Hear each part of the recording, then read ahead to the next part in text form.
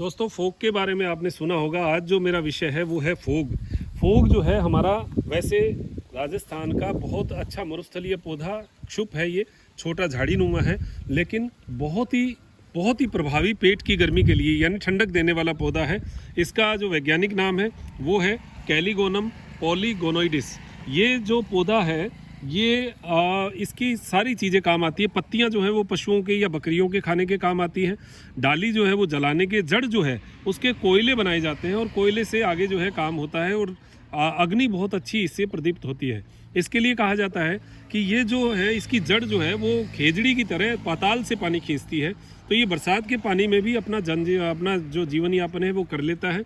और गर्मियों में इसकी खासियत है कि गर्मियों में इसकी पत्तियां और हरी होती जाती हैं, तो बकरियां इसको बहुत चाव से खाती हैं। और अपने राजस्थानी में जो है इसके लिए कहावत कही गई है कि फोगलो फूट्यो मिणमिणी ब्याई भैंसरी धिराणी छाछ न आई। ये जो है बकरियां जो है इसको बहुत चाव से खाती हैं, तो बकरियों का दूध बढ़ता है इसको खाने से। और जो गाय भैंस है वो जो है वो उस समय गर्मियों में सूख जाती है, तो उनकी जो मालकिन है वो भी बकरी वालों से छाछ लेने आती है। तो ये कहावतें जो हैं इससे हमें पता चलता है कि इसका महत्व क्या है। कहते हैं फोगलो रो रायतो काचरी रो साग बाजरे री रोटी जागिया हमारा भाग।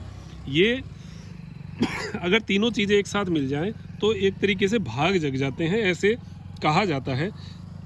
ये जो कहावतें हैं ये बहुत सटीक है। और इसके लिए इसके उपयोग की बात करें तो देखिए, इसका फोगला अभी जो है वीडियो बनाने का कारण ये था कि अभी जो है ये फूल लग रहे हैं। ये बस यही फोगला है और इसको जितनी जल्दी तोड़ा जा सके तोड़ लीजिए, वरना बस अब ये ख़त्म हो जाएगा और इसकी जो है गांठें बन जाएगी।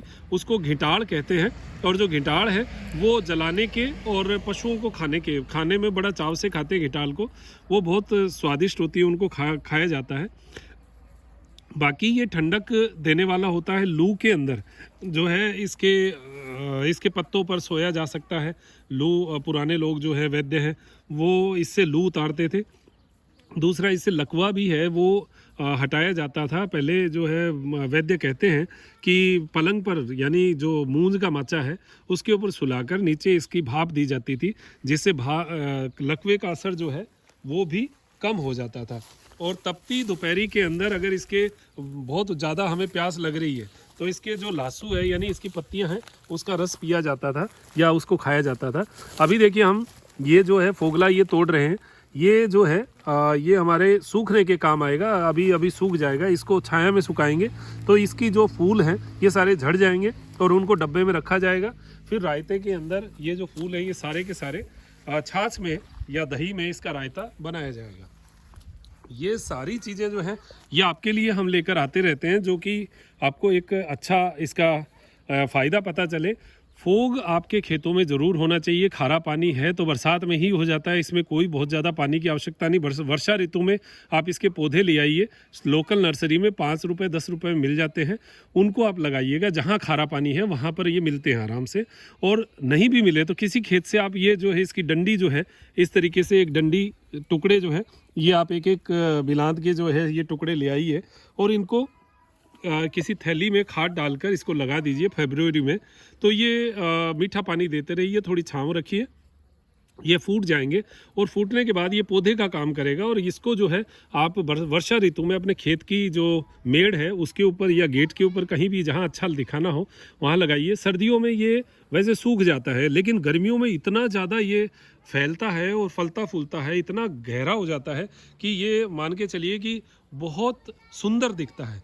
तो एक तो सुंदरता भी दिखाता है और एक जो है ये तपती दोपहरी या गर्मियों में कहीं जा रहे हैं, पानी नहीं है, पहले जो टीले थे उनमें जाते थे, पानी नहीं मिलता था, तो उस समय ये जो इसकी पत्तियां हैं इसको खाकर पानी का जो है वो पूर्ति की जाती थी। तो आज की जो हमारी चर्चा है वो इस फोग के ऊपर है, जो कि लुप्त प्राय हो रहा है। आज के दिन खेतों में नहीं देखने को मिल रहा। कोई 50 खेतों में आपको एक आधा कोई कहीं दिख जाए। तो आपको मैंने त्रिनेत्र योग धाम में आते ही सबसे पहले फोग लगाए थे, क्योंकि ये हमारा राजस्थानी पौधा है, इसको बचाना बहुत ज़रूरी है, तो इसको आप बचाइए। और इसके फोगला जो है ये आपको लू नहीं लगने देगा अगर लगातार आप रायते में इसको खा रहे हैं। तो ये हमारी गर्मियों का, क्योंकि हमारी गर्मी बहुत तेज़ होती है, उसको बचने के लिए प्रकृति ने हमें ये बहुत अच्छा उत्तम अमृत पौधा दिया है। इसको आप ख़त्म मत होने दीजिए, इसको बचाइए और अपनी जो मेड़ पर, अपने खेत में जहाँ भी मौका मिले इसको लगाइए। तो अब दीजिए इजाज़त मुझे, डॉक्टर मनोज योगाचार्य को, त्रिनेत्र टीवी के लिए इस परिचय के बाद नमस्कार।